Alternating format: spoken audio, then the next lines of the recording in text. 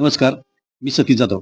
आज आपण नागठाणे गटातील उमेदवार माननीय श्री अजित साळुंखे सर यांच्याशी संवाद साधत आहे. नमस्कार सर. नमस्ते. आज सर उमेदवारी अर्ज काढण्याची आज शेवटची तारीख आहे. ज्यांनी ज्यांनी फॉर्म भरले होता त्यातले उमेदवार आपल्या संपर्कात आले होते का? हो, निश्चितच. बरे ज्यांनी ज्यांनी अर्ज भरलेत त्यापैकी बहुतांशी उमेदवारांनी माझ्याशी संपर्क साधला, मी त्यांच्याशी संपर्क साधला. त्यांना पक्षाची ध्येय धोरणं समजून सांगितली. भविष्यातल्या ज्या गोष्टी आहेत, राजकीय गोष्टी आहेत, सामाजिक आहेत, त्यांनी होऊन मला सांगितलं की उत्स्फूर्तपणे आम्ही तुमच्यासाठी अर्ज आमचा मागे घेतोय. काही मंडळी आज अर्ज दुपारी 3 वाजेपर्यंत निश्चितपणे घेतील याची मला खात्री आहे. आणि त्याहीपेक्षा पक्षानं टाकलेली जबाबदारी ती स्वीकारायला तयार आहेत. मी एक पक्षाचा कार्यकर्ता आहे आणि ते पण पक्षाचे कार्यकर्ते आहेत. कार्यकर्ता या नात्यानं त्यांची भूमिका जी ते घेतील ती मला स्वागत आहे.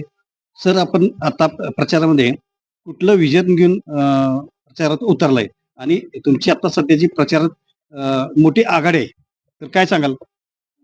आघाडी आहेच, बरोबर आहे. लोकांच्यात उत्साह मोठा आहे. कारण बीजेपी पक्षाचे आमदार असतील, नामदार असतील, त्यांनी केलेली विकासाच्या कामामुळं माझ्यासारख्या सर्वसामान्य कार्यकर्त्याला तुकाईवाडीपासून पाडळीपर्यंत प्रचंड असा रिस्पॉन्स मिळतोय. लोकांची अशी मागणी आहे, लोकांना असं वाटतंय की आरोग्याच्या संदर्भात आपण काम करावं.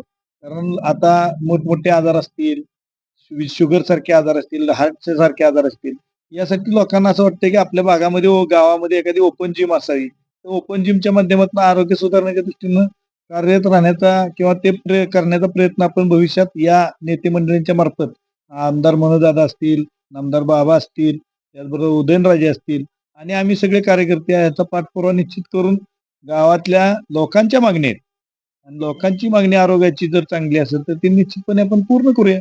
आणि तसा लोकांचा खूप चांगला रिस्पॉन्स आहे.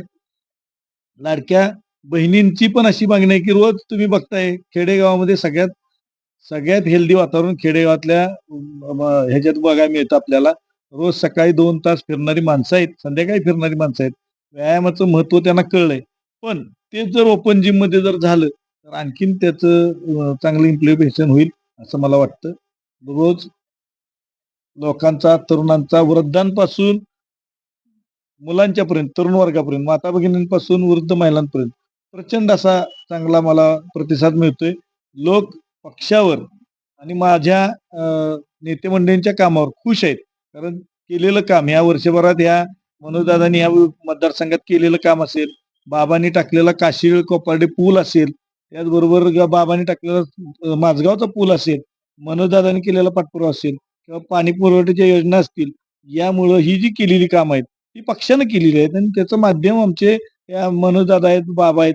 त्यामुळे लोक खुश आहेत आणि त्यांचा एक कार्यकर्ता म्हणून मला ज्यावेळेला त्यांच्या पुढे जातोय मी, त्यावेळेला ते उत्स्फूर्तपणे माझ्याशी संवाद साधतायत आणि माझ्याला सांगतायत की निश्चितपणे आम्ही कमळ या पक्षाबरोबर आणि बीजेपी बरोबर आहोत. त्यामुळं मला माझ्या विजयाची काळजी अजिबात नाही.